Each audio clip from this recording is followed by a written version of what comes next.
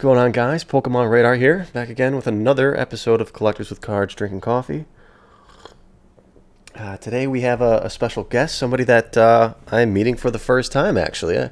I've been paying attention to his YouTube every now and then, especially with the vintage breaks he's been doing, because that's what always grabs my attention. But he seemed to be blowing up quite a bit here on YouTube, and there's a lot of stuff coming up on Instagram. I see you all the time, so...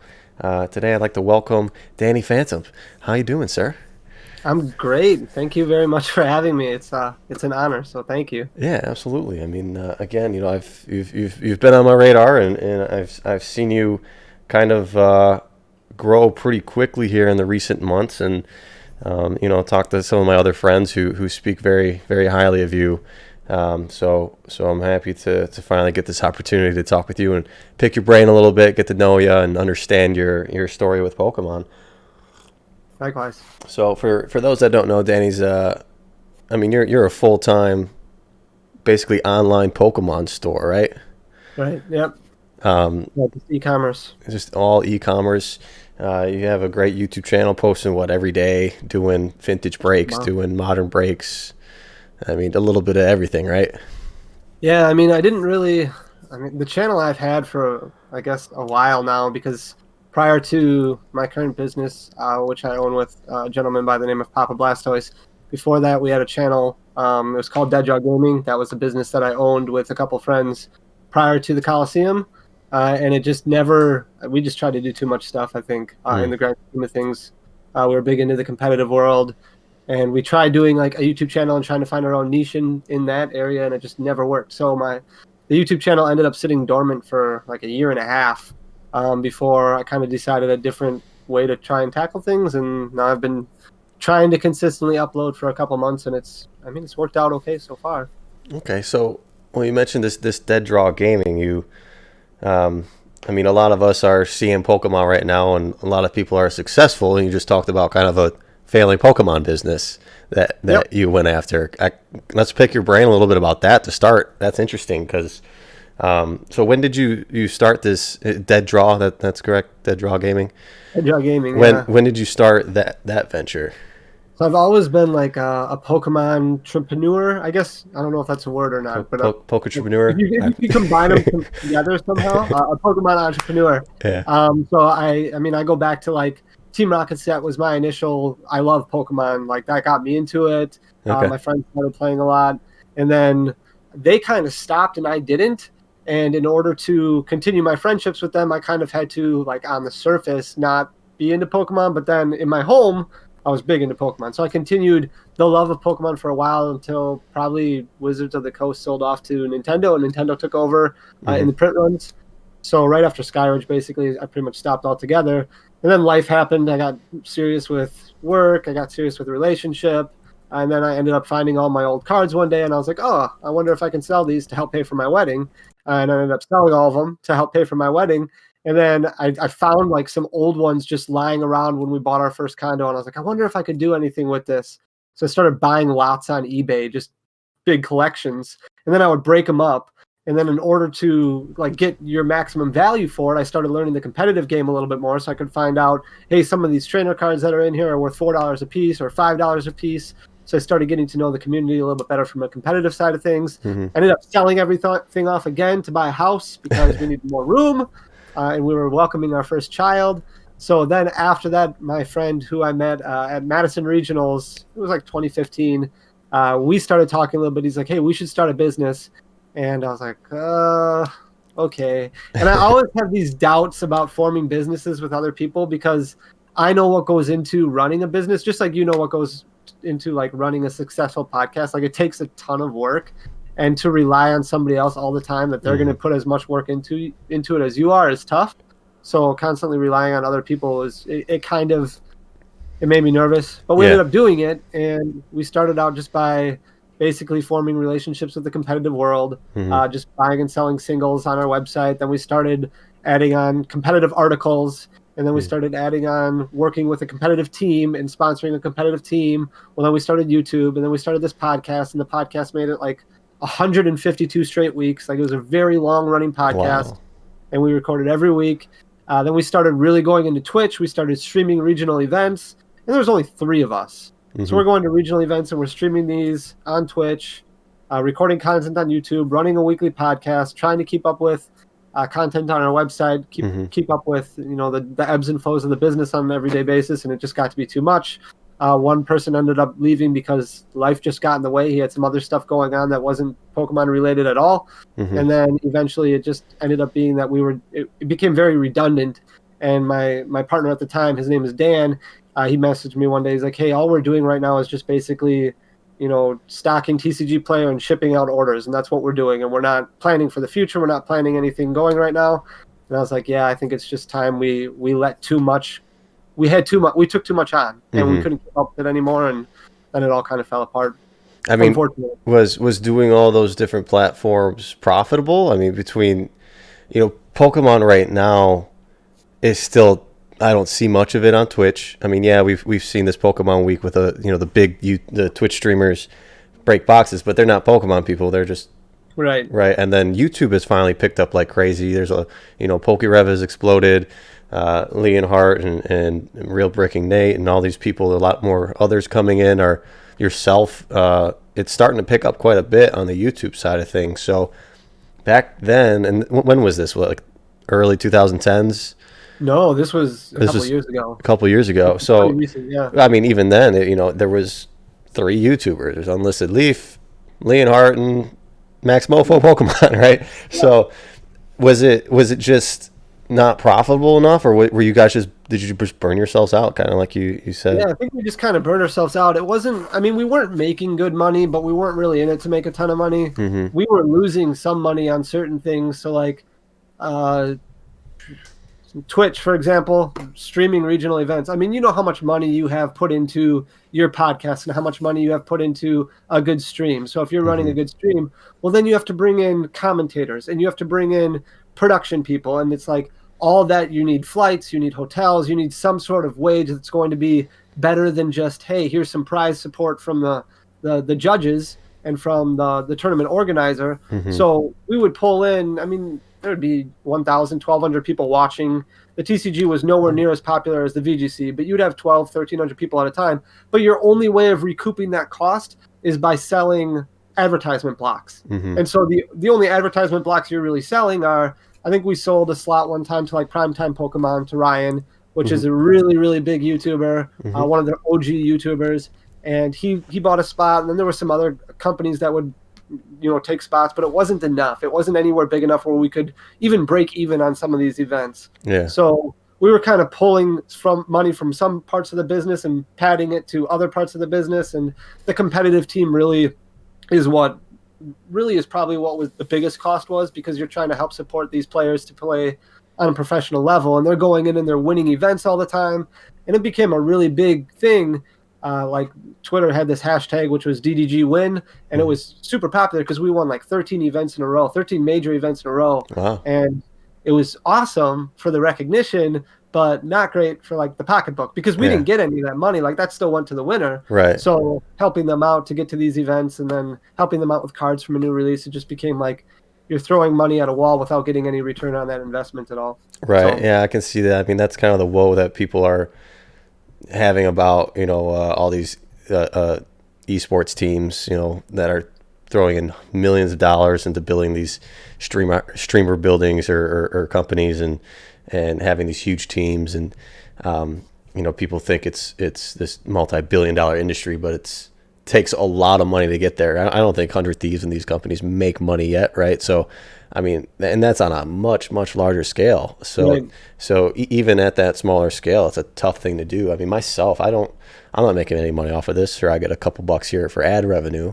But thankfully, I guess we're in this position where we can't even really travel and get together. I would love to do podcasts, face to face eventually, but that cost, of course, would be astronomical compared to what I'd be able to recoup and get into that, until you get into that business arena where you can get, start at that point of selling ad blocks and doing all that. So that's quite interesting. It's another thing, talking with like PokeRadar the other day on the podcast, how he's looking to expand his business and has these aspirations of kind of opening a brick and mortar, I guess, even though he knows that it won't be the most beneficial financially. But you get your hands in all these different areas, and it's a matter of trying to stay afloat with the other the other areas of income. So that was really, I was listening to that podcast, and it was really interesting, some of the stuff that he was saying, because we're kind of taking like backwards approaches to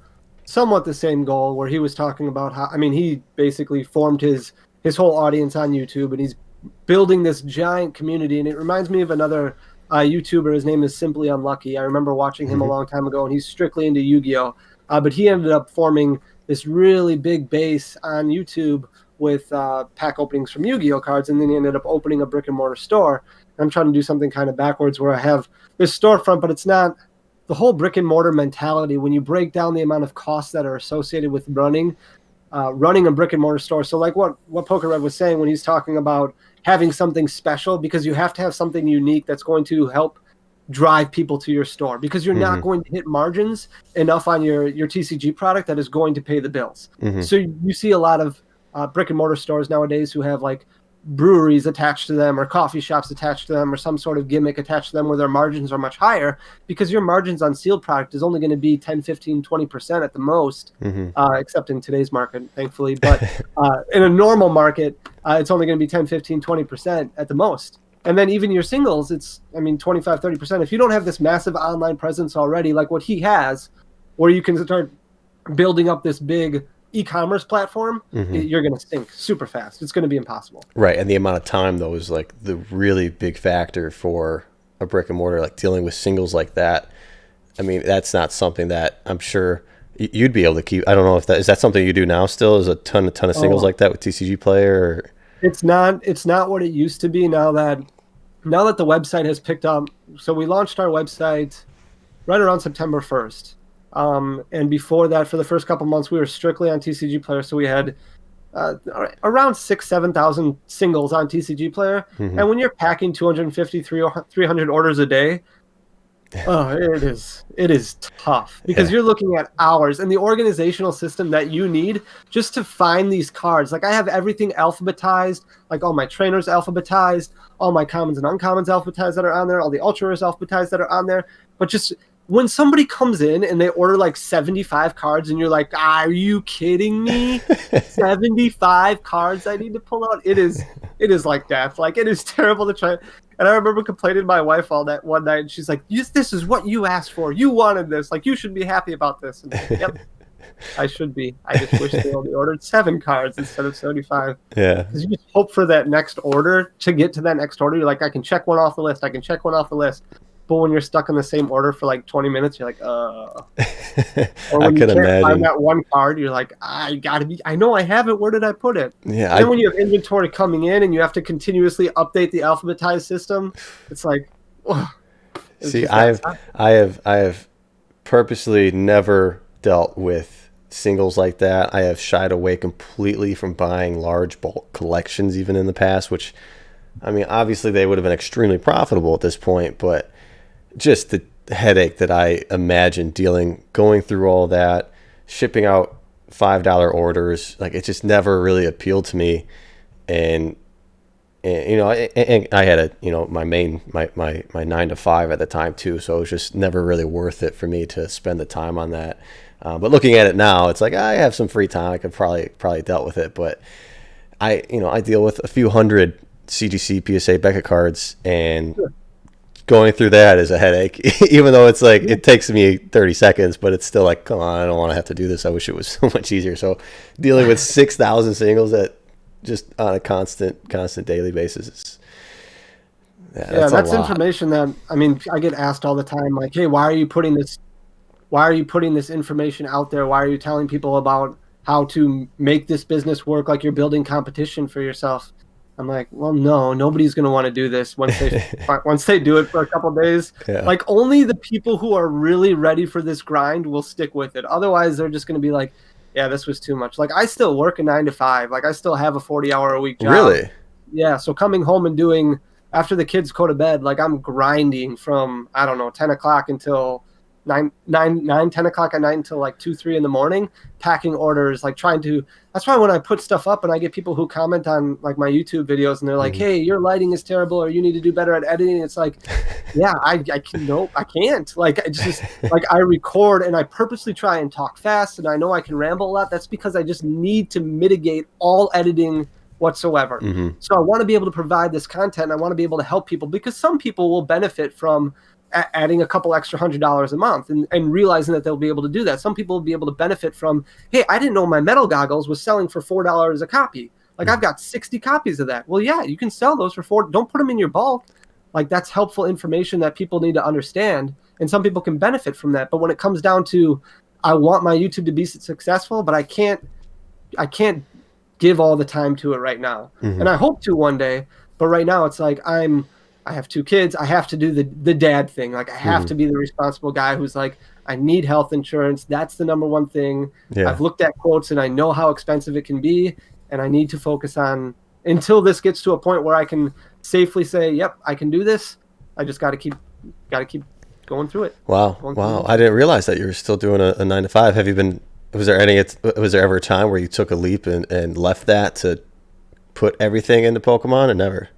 Never. No, it's always been, and I mean, it's kind of, sometimes I would like to just be like, hey, I need to do this. I know what I'm capable of doing. And I know that there's a possibility right now that I'm leaving money on the table and I'm leaving success on the table, but I'm trying my hardest to stay like level-headed and keep this firm grounding for my kids, because I don't want them to think of the idea that, hey, all they have to do is just start a YouTube channel or start selling Pokemon cards and that their life will be okay. Like, I've worked hard for a long time to get to this point, and I know that it's within my grasp, and I'm not saying I'm not going to get to that point soon, but I've always been like, I have to build this up to a certain point before I can take that leap. That's well, I mean, you said you had 2 kids, right? Fairly young. So no, that's of course the most important thing here. So that's very admirable and amazing that you're able to do all this. Like, I didn't realize that with the amount of content you put out and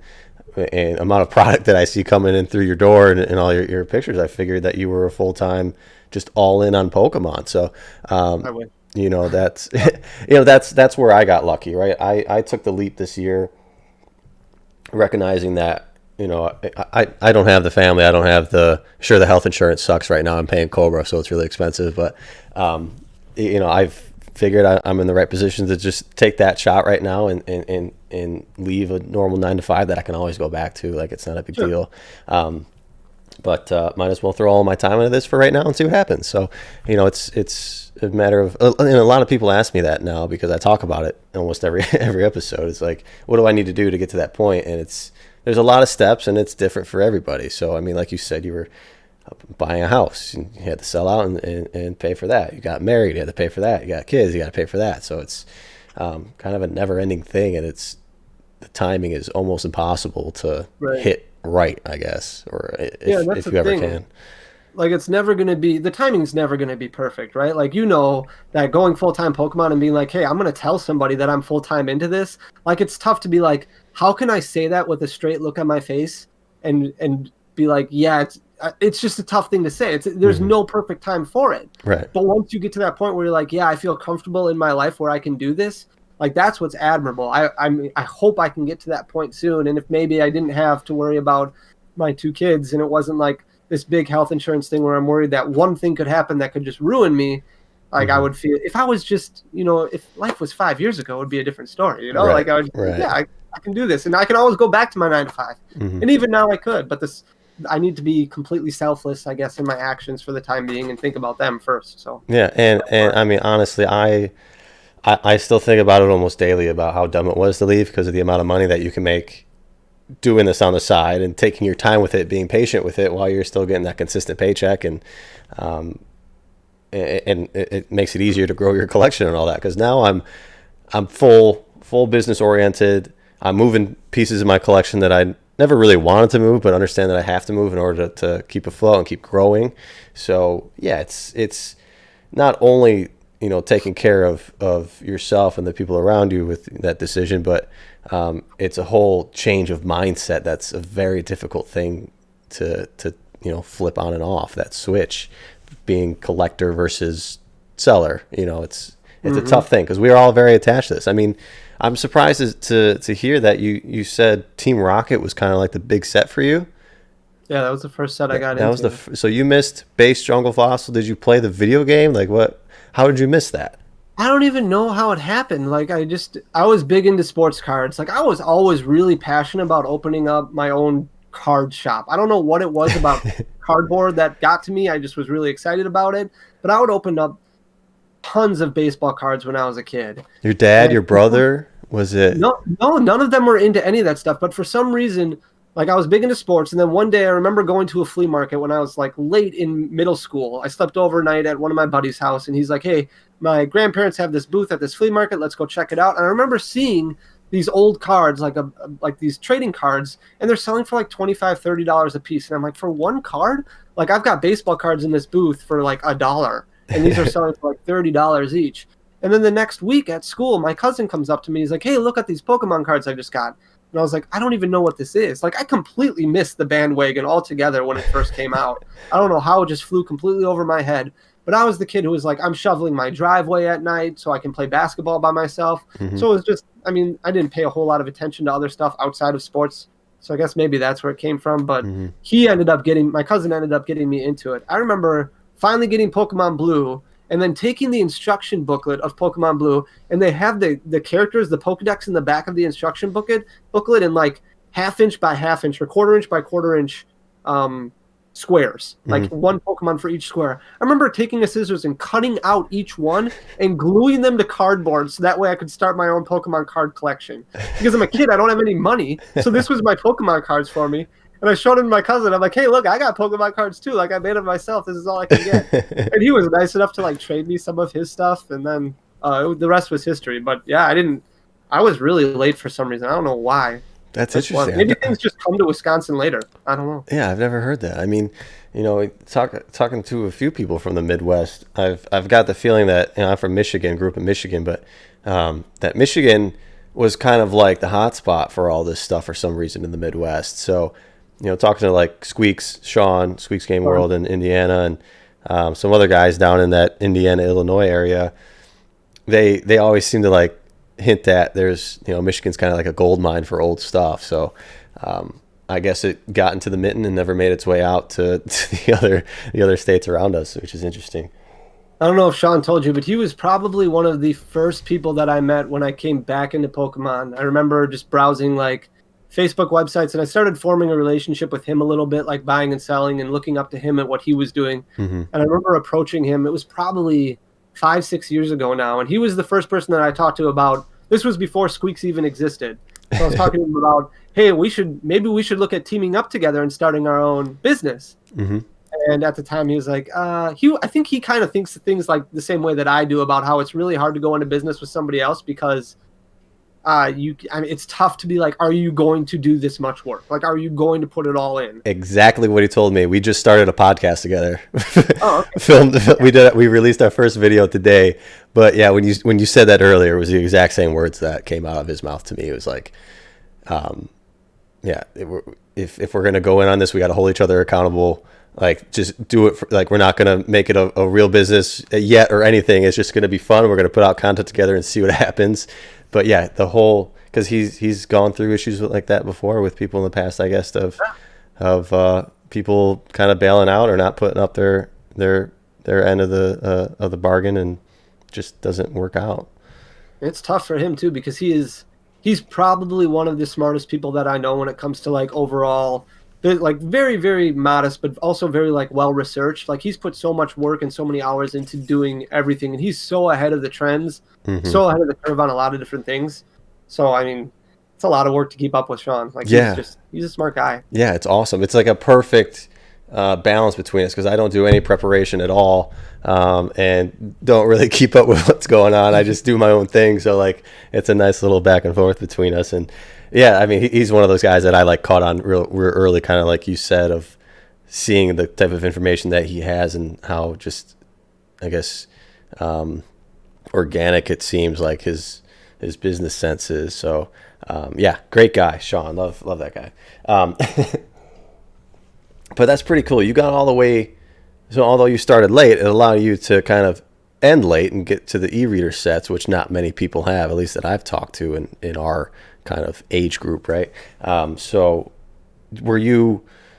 Did you just cut off at Nintendo because it was just that time in life where you started playing sports, got into girls, did all the normal stuff, or was it like an active understanding of I don't like Pokemon anymore? No, I think it was. I mean, it was tough. It was tough because the crowd. You go with your friends, right? Like you're very into what your friends are doing, and you try and hang around the people that you want to be like. So when all of my friends stopped playing, and this was probably even before Neo came out, that all my friends fell off the bandwagon altogether.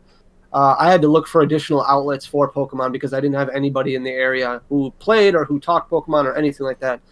So I remember going online and finding a couple of chat forums, message boards. There was one like Pokemon Trading Cards Online, or PTCO at the time, PokemonTradingCards.net, and there was another one, PokeGym.net, which is still pretty popular today.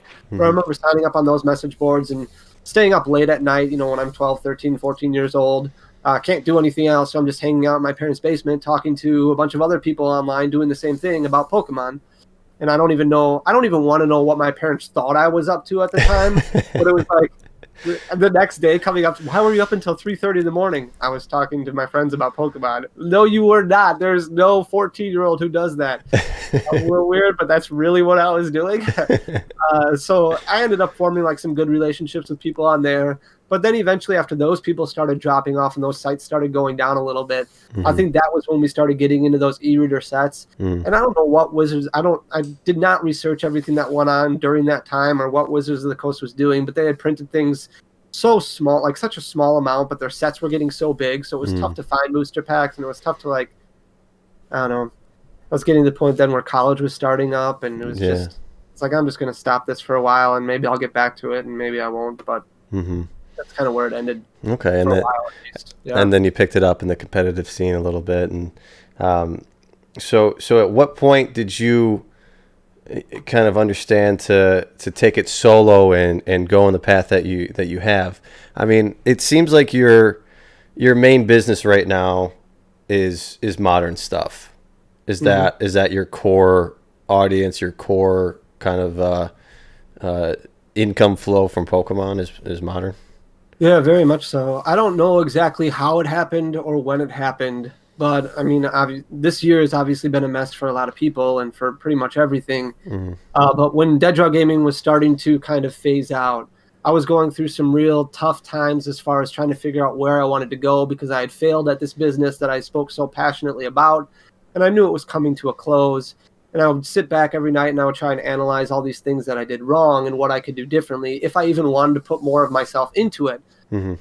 At the same time, I was starting to grow Instagram a little bit because I'd never played with Instagram before. I'd never dabbled with Instagram before, but I know that I was trying to research things and be like, well, maybe if I can start generating some interest this way, I could take a new approach to doing things. And maybe I can start focusing on myself. I've never tried anything myself. I've always done stuff with other people. So I started focusing on kind of branding myself and going my own way. And I've always had a really good relationship with Papa Blastoise, and I've always wanted to do something with him. So we're like, well, what if we do... He's always been great because he kind of lets me do my own thing. He lets me be me, and I don't have to really run by him all these things that I'm going to do to try and advertise the business or try and figure out these things. So he kind of let me do my own thing with social media and do my own thing with YouTube, and together we have this very, very successful online storefront that kind of just blew up overnight to the point where we started, I mean, for a while, I would talk to my distributors once a month. Now I talk to them 3, 4, 5 times a week. Wow. It's gotten to the point where we're exchanging Christmas presents, and our allocation numbers are much better now because when I sit there and I tell people in videos, it's it's got to get to the point where you're spending, I was spending $20,000 a week without even blinking. Wow. And I used to be afraid of buying $300 in bulk. That's what this business has come to. So getting to that point, it took a long time to get to, but it's just, I think a lot of it started with Instagram and just kind of blew up from there. Okay. And it's called, your business together is called the Coliseum. That's the website name. Yep. So, I mean, on that website, are you selling just mostly the sealed product? Are you opening and doing a lot of singles? Are you doing breaks? What kind of? So yeah, so right now it's just, I mean, there's singles on there, but it's, to be honest with you, like it's just tough to keep up with the pricing on them. So I Yeah. know like we still sell some, but for the most part, they're out of date as far as pricing goes. I try to keep sealed product updated as much as I can as far as pricing and inventory goes, and that moves quite a bit. Mm-hmm. So we probably have about 50 to 60 sealed product orders every day that come in. So that's the big thing right now. And then I just added a tab to start doing breaks Mm-hmm. because I have some time off coming up from work, and I wanted to try and see what it could be like if I start doing live like modern breaks. You know, kind of like what PokeRev does. Yeah. My whole idea behind my vintage breaks was more of just I really want to experience this nostalgia, this rewinding of time altogether, and do everything in order. Yeah. So I have people who are like, "Hey, I can sell you this base set box, and you can break it, and you'll make money." It's like I don't want to break a base set box right now because I already broke one. Like I'm Mm-hmm. going in order. Like I just did base. I did. We got a jungle first edition one at a decent price. So we did that, and then we did unlimited, and now we have fossil coming up next weekend. And I've got a Team Rocket box right in front of me and a base 2 box right in front of me that those will be next, and we're going to keep going all the way down the line. And then I sit there and I research Mm-hmm. everything that was going on during that time, so that way I can literally rewind time for people. Like I ordered ecto coolers. I ordered 3D Doritos. One night I wore a white suit to represent like the Backstreet Boys. Like it's literally trying to turn back time, because nowadays a lot of us are adults, but a lot of the time that we fell in love with this stuff in the late 90s, early 2000s, like those times were much simpler. And sometimes opening packs brings us back to it. But if we can rewind everything and we can have the whole setting different, like that's at least going to help me stand out a little bit from what's going on out there the way it is. Mm-hmm. Because everybody's doing, like everybody does breaks, everybody does openings. Mm-hmm. But like what made PokeRev so successful was because he was doing it live on YouTube. Yeah. And he's just a real mellow guy, really humble, really good people. Like that helped him vault to where he is now. But people weren't doing live breaks like he was on YouTube. And that was kind of his niche that's soared him up to the top. Well, if I'm going to get somewhere, like I have to have some kind of niche. So maybe I'll be the guy in a dopey Christmas sweater or wearing dopey clothing, and that'll help. I don't know. But Well, that's beautiful that you say that, because that's what I preach. Is that's exactly where the nostalgia lies for me and so many others, is opening the packs. You know, if I ever do a vintage break, I mean, I'm very low on my inventory now. I do have a first edition Gym Hero, so that's the one after base 2, by the way. If it's the right time, we might have to work a deal out together. Okay, perfect. But yeah, if I ever do a vintage break, it's selfishly for me, because I just want to reopen I just want to open packs. And you know, I don't care so much about keeping the cards. You know, I've got the cards, I've had the cards, they've all come through my hands, I've had the binders, everything, right? So I don't care as much anymore to keep the cards for myself. So just the fact that I'm able to experience it and get cards to people that want the cards and be a part of that is really special. Because that's another thing that I find really great about these vintage breaks now. You know, a lot of people complain about the prices and what's happening, and you know, a little bit of premiums on the entertainment value and getting guaranteed unweighed packs and all that. But it brings this community aspect back together, where you can open packs together. And although we're online and we're not face to face doing it together, it's still you're in the chat, you're talking with the person doing it. It's a nice community feel. And I mean, that's a whole nother step, making the whole kind of room feel like it's Right. back in the 90s. You know, Leonhardt's trying to get that thing done with his old 90s store. Really excited to see how that turns out. I hope I can be involved in some way, or just go, or whatever. I'm just looking forward to watching it, because yeah, that's a whole nother level that isn't out there, that people would, I'm sure, definitely enjoy. It's probably a little bit more niche, but to be honest, but that's definitely a great idea, I think. And from the modern break standpoint, where you're kind of questioning that, you know, I started doing breaks on this app, and I've been seeing people do breaks on Twitch and just all over the place, and people are just raking it in with these modern breaks, especially if you're buying them at distributor level like you. Sure, it's a lot of time, but it's an easy way to build an audience, and it's a great way to make some money and get product out the door. So, yeah, I would much. I'm an advocate for that. I would push you to do that on your time off there. So, have you ever gotten into like the grading scene? I mean, obviously being a store, I guess, kind of like you were or are. It's a lot about the turnover of single cards and sealed products. So, have you ever been big into buying collections, getting graded, and then selling, or has that never been a reasonable thing for your business? I've always liked the idea of it, but there's always, I mean, everybody weighs things differently. So you weigh pros and cons of every situation. And I always kind of tend to stay more on the safe side of things. So there's times that I will buy collections and I will pull pieces out of it to get graded.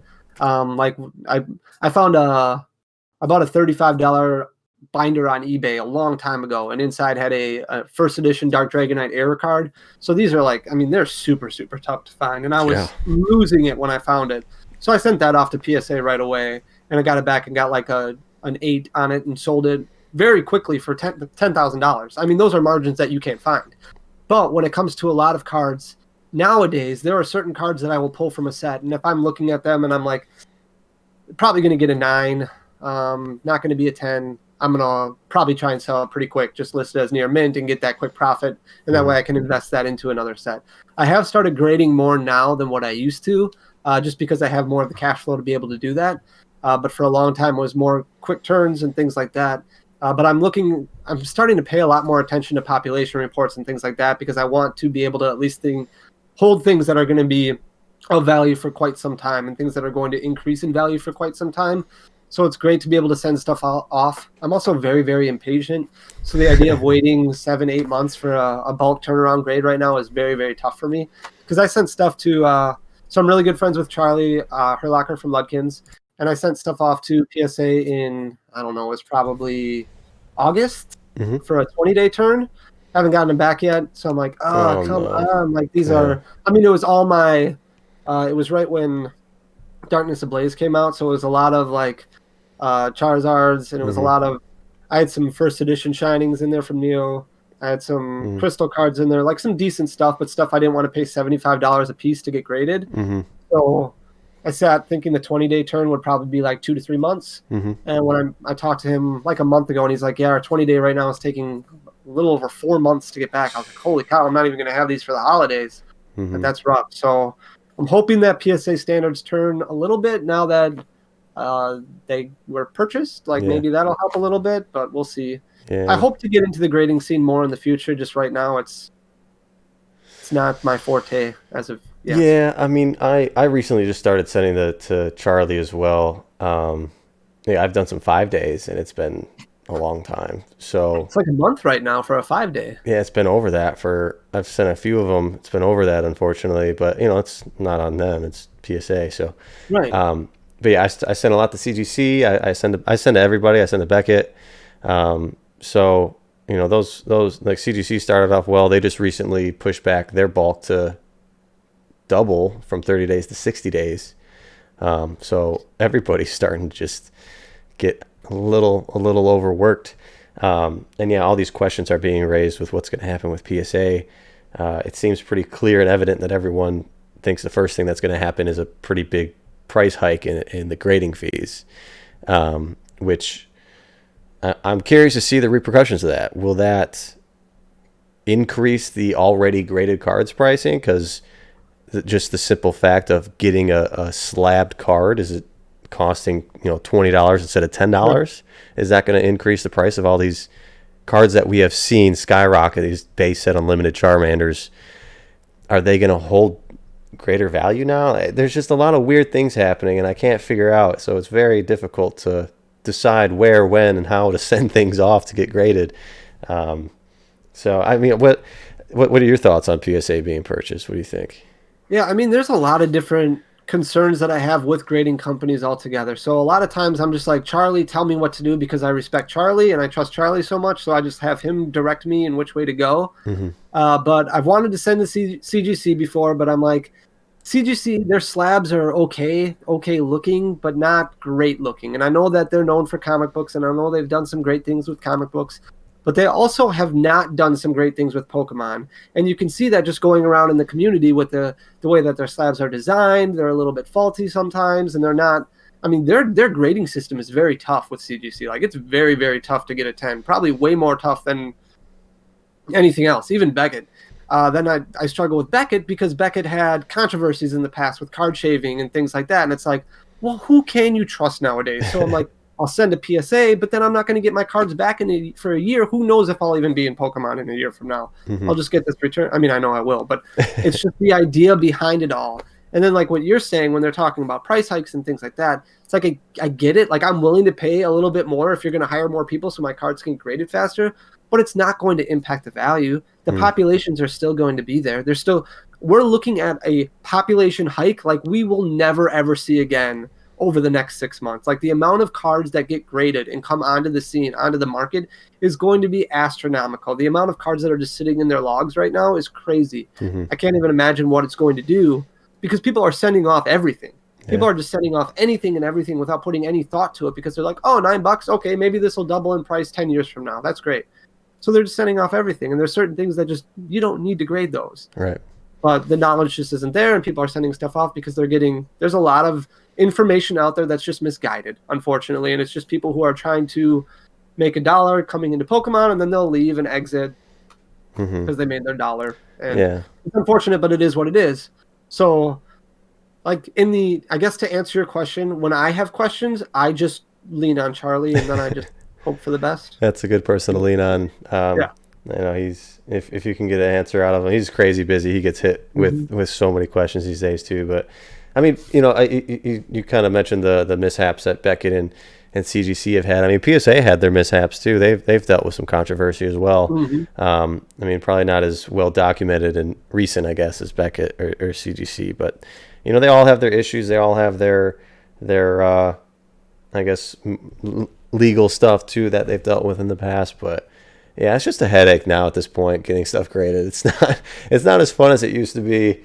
And it's stressful. It's definitely scary. I'm hearing numbers from different people of certain cards they're sending in, you know, thousands of the same exact card, and that being from one person, and knowing other people that have that many can do the same thing. It's really interesting. I hope someone is keeping track of pop reports from like certain points in time here and can just show a pretty nice flow chart or something of the huge spikes of certain. Did you see that guy, and I don't know if he was in the UK or where he was located, who found like his old collection, and it's like, I mean, you're talking like 100 Charizards, like 100 Blastoises, and they're all in really good shape. So if somebody's just like, hey, send those all into PSA, him alone could impact the market so much. And think of how many other people there are out there that are like that.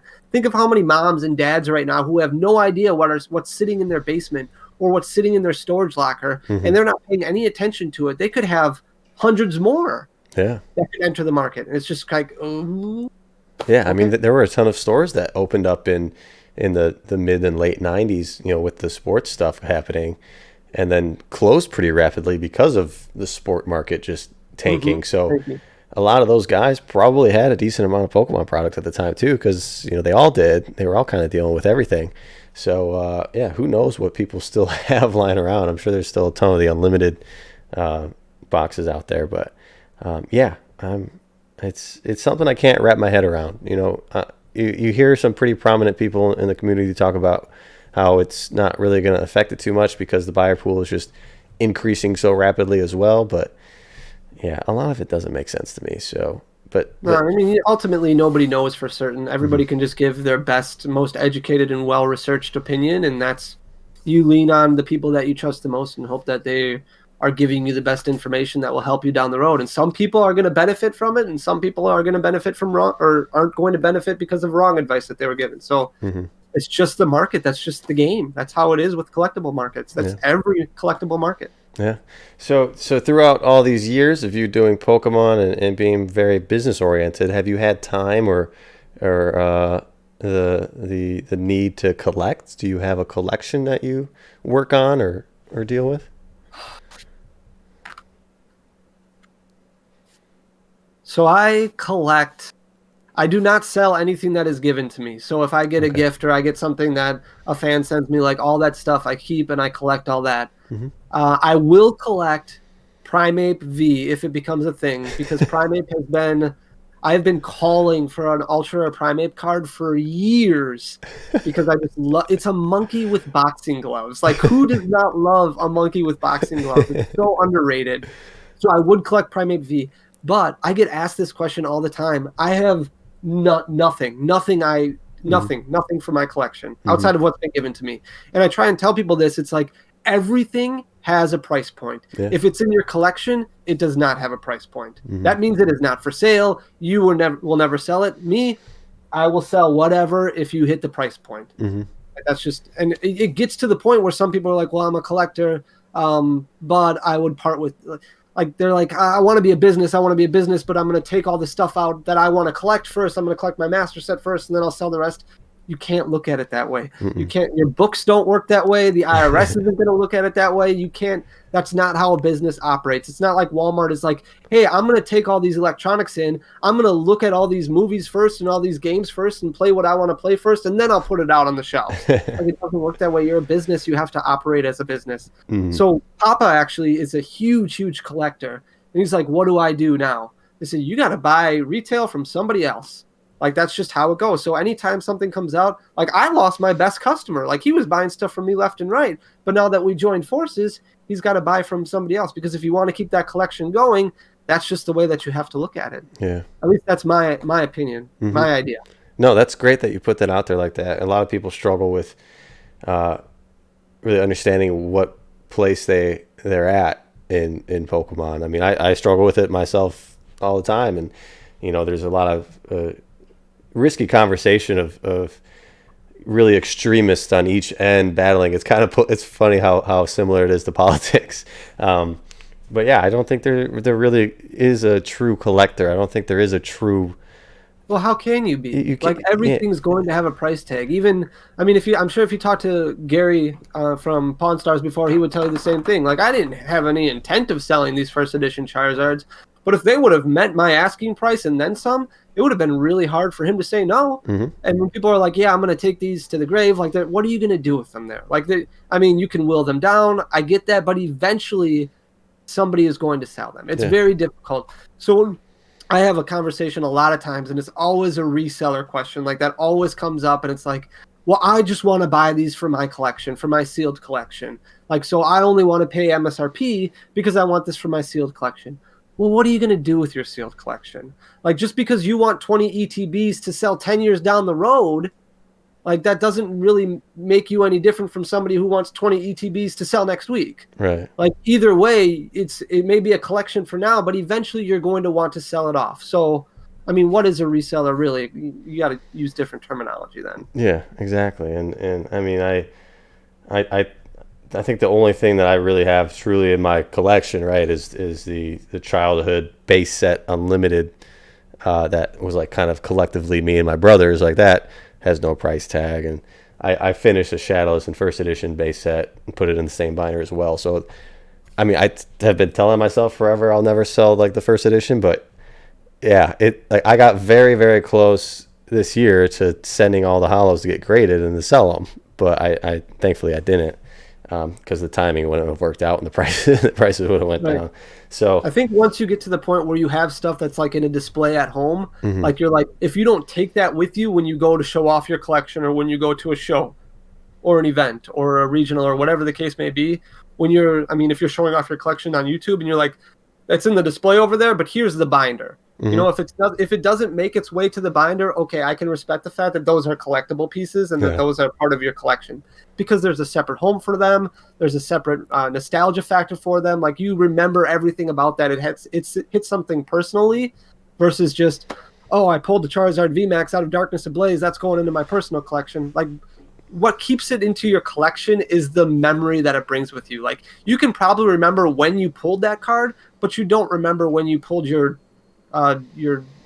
Pinsir from the Jungle set that's just a normal rare. Right. Like that's what all these vintage breaks are all about. It's like when you pull a holo rare, like a lot of people can remember when they pulled that exact holo rare, that copy, but they don't remember when they pulled the commons or uncommons or the normal rares. So it's all about, it's all about the memories that go along with them, and that kind of ties people to a collection piece, and that I can respect a lot more than just I want to fill up my master set. Like if you want to fill up your master set, that's a great idea because it's an investment long term that's going to be worth a ton of money one day. But it's not. I mean, it's a lot different than just a collection piece. Yeah, I really like that you make it to your collection is gifts and special items like that. I've been putting together a little idea in my head for a video of doing like my top 5 favorite type of collectors, and I didn't have that one in there, so I have to add that to the list of where I want to put it, because I think that's an interesting. I think this topic is very interesting to talk about. It gets a lot of people heated, so it's nice to see where your head's at, and it's nice to have the conversation with you about it. Because it's tough, because I hate. When I say something that somebody really strongly and passionately disagrees with it, I'm just like, I'm not trying. Like, I respect everybody's opinions, but some people get so over the top about it where they're literally mad at you about it, and it's like, I didn't mean to offend you. Like, I'm not. I take things very personally, so it's like I didn't want to upset anybody. Like, these are just my opinions on things. Like, this is just my standpoint. So when people, like, I've gotten messages before where people are like, "Hey, why can't I have things in my own personal collection?" It's like, that's not what I mean. But don't steal from your store to feed your collection. Like, that's not how it works. Right. Your store is open. That's what you sell, the cards that you pull. That's why it's a business. Yeah, that's funny. So without a collection, how have you been able? I mean, a lot of this Pokemon stuff again is purely nostalgia for most people, and that's kind of what drives people to keep going, is having a goal. What's your goal? So I'm actually going to talk about this in a video, hopefully next week, because I am very, very passionate about goal setting. And I call it like my why. I call it my why. So, which is it's this burning desire, this burning thing inside you that makes you work harder than anybody else in your field. Like, you want to be the top podcaster when it comes to Pokemon. You want to be the Jimmy Fallon of Pokemon. Like, that's you, because you work harder and that's important to you. Well, why is it important to you? And then you go through a list of 7, 8 different questions about why, getting down to the root, the actual cause of what you're trying to get to. And ultimately, like, I've been through just some really bad health stuff in the past, and that's part of the reason I live in a modest house and still work a 9 to 5 and know why health insurance is so important, because I've stockpiled hundreds of thousands of dollars in medical bills from cancer treatments in the past. And it's like, that stuff happens. So I want to take care of my kids. Like, that is my burning desire why. So when it comes to waking up every day saying that I'm going to do the best that I can today to make sure that I can help pay for my daughter's weddings, I can help pay for their college tuition, that is ultimately what I want to do. And that drives me so much every day, to make sure that I can make sure that my family is taken care of the same way that my family made sure that I was taken care of through everything that I've gone through. Because that's just being a man to me. Like, that's just what's important to me. So if I have to work 22 out of the 24 hours a day to make sure that I can do that for my family, that's what I'm going to do. And I'm just going to avoid sleep, and I'm just going to work like crazy to make sure that I can give them the best possible life that I can. And that's really what it boils down to. And it's not Pokemon related at all. It's not I want to be the very best collector. It's just my family and making sure that I can do whatever I can for them. And I know it's cheesy, and I know it's corny and cliche, or whatever you want to call it, but it's like, it's not Pokemon related. But I know Pokemon, and I love Pokemon. And if I can do that for my family while doing stuff that I love and stuff that I know, it's a win-win. Like, that's ultimately what everybody's dream is when it comes to business. Everybody is good at stuff. Everybody is good at something. Turn that into a business. Make it work. Yeah. Wow. That's awesome. That's beautiful. Well, thank you. How do you manage all this time then? I mean, sure, 22 hours might be every now and then, but of work. But how are you managing your time to spend with your kids and your wife and your family as well outside of them? How have you been able to manage that? I mean, it is difficult, and it's gotten more difficult lately as the growth has continued. So I was talking to my wife actually late last night about this, just being like, yeah, something's going to have to give eventually. Like, we're getting to that point now where something's going to have to give. Either I'm going to have to cut back on Pokemon, or I'm going to have to cut back on work because Pokemon is getting to be too much. But I'm not willing to sacrifice the time that I have with my family. So I get up and I go to work. Like I'll wake up in the morning and get the kids ready for, like, I'll get my oldest ready for school. I'll get my daughter ready for, I mean, my youngest, she's 1 and she's just she's nuts. Like she sleeps probably less than I do. She's always up, always happy, always running around. So I'm making her breakfast, getting her ready for the day. And then I go to work. And then after work, I come home and it's dinner time, it's bath time, it's playtime for an hour, and then it's bedtime. And then it's 8 o'clock. My wife's usually, it's between 8 and 9 at night. My wife's in the living room, usually working on her laptop. I'm in the kitchen packing up, as many orders as I possibly can to get through the day. She goes to bed, and I kind of stay up for a few more hours or until my youngest wakes up, and then I go and take care of her for the rest of the night, wake up, do the same thing the next day. I don't watch TV. It's not like my me time is working. So my me time is business. When I talk about being, like I've talked in a video in the past about being surrounded by business and how recording a YouTube video is kind of an escape for me because it gives me 15 minutes to just talk about what I'm passionate about. Yeah. Otherwise, I'm just constantly in my head running around working all the time. I don't take 10 minutes to myself yet. Like I'm just not at that point yet. And I'm putting in the work now and the effort now in hopes that one day it will pay off. And if it doesn't, at least I can say I gave it my best. Yeah. Now, does your wife do, what does she do? Is she? So she works, she works part-time, but for the most part, she takes care of our 1-year-old during the week and then goes and picks up our oldest from school. So this has been able to help her cut back on a lot of her work. And now she's been able to do stuff from home, self-employed, kind of working her own. She's big into literature, so she does her own kind of business with books and things like that. So that's kind of what she's really passionate about. So it's nice because we get to have good conversation back and forth about business because we're both in the business field. She's selling books, I'm selling Pokemon cards. Yeah. Nothing normal by any means, but somehow what we're both passionate about and able to do. So we get to have good communication and keep that relationship strong that way. But it's just, we don't take a whole lot of time to do other things. So like we'll go, like today we had some time where we were able to go out. My friend Papa Blastoise, who is the co-owner of the Coliseum, we donated 10% of all retail profit from Thanksgiving to December 17th. 10% of that was going to Toys for Tots. So he was able to record a video going out to Walmart and buying a bunch of toys. So today I did the same thing with my family. We went and filled 3 shopping carts full of toys, spent $1,000 on toys, and now taking that all to Toys for Tots. So that was a fun family event.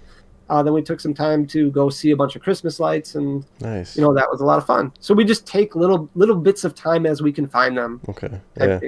For the most part, it's just a real big, like, organized mess. Yeah, that's awesome. I know that's a very difficult thing to do. It's great to have that wonderful support structure and business partner. There's no better feeling than doing charity stuff like that. Like I just did a live charity auction today with Whatnot. That app raised over $4,000 for Feeding America today. I was able to call in PokeRadar and Lootbox and Z&G, and they donated stuff. I sold I auctioned off a signed radar hat and stuff like that. So it was just a fun little Pokemon community event, and they've been going all day long with this stuff. So it'll be quite the awesome. Amount raised. So that's a lot of fun. I'm hoping to do a lot more of that stuff in the future, and it makes it easy to collaborate with everybody because everybody likes to do it and because it's a great thing. So I'm hoping to actually get together and do a pretty big charity event, at least maybe or 2 of them next year. So you'll definitely be hearing from me so we can make these things awesome. I know we all have our own causes that are close to our hearts. So it's just really, really nice to finally be at a point to be able to take time and take some of your own, I guess, your own money and throw it at a great cause. So it's a lot of fun. It's fun. It's making me happy. I'm sure you're very happy right now too, doing all this. Like you said, being able to take something you love, turn it into a business, and be somewhat successful at it. I mean, still grinding and throwing. I'm not making as much money as you do at a 9 to 5 because of the amount of hours you put in, but hopefully it comes up eventually. So, yeah, man, this is awesome. I'm really happy that I got to speak with you. You're shedding a little light on a few things here for me moving forward that I will definitely be more conscious about. But I know you're very busy and don't have too much time here, so I just want to thank you for your time here today, and all the great advice that you were able to give. I think this was more beneficial for me and selfish for me to have you on here. So that was awesome. No, thank you. I mean, congratulations so much. Like that, your charity event sounds awesome. Like $4,000 that's crazy good. Yeah. So thank you for everything, having me on, and congratulations on all your success. Like you're definitely an inspiration, so I really appreciate that. So thank you. Thank you. I appreciate that. It's always nice to hear. But be sure, everybody, go check out Danny Phantump on Instagram and YouTube. I've got him pulled up here. Is there any relation to Danny Phantump, the TV show here? He's my nephew. Really? No, I nothing at all. It was just the name that like I was like, what Pokemon do I like? And I was like, I like Phantump. Well, how could I blend that together? And Danny Phantump just kind of made sense because Danny Phantom was already a thing. So I was like, oh, maybe people will relate that. Some people are like, hey, did you ever watch Danny Phantom? Or did you know your name's just like Danny Phantom? Well, yeah, that's the whole thing. I just wanted you guys to remember my name. Like, just don't forget it. So that's why it's No, I like it. I was a big fan of the show. So well done. Good choice. But thank you again. Hope you have a wonderful night and great holidays, of course. And I'm sure we'll be talking soon. Likewise. Thank you very much. Thanks.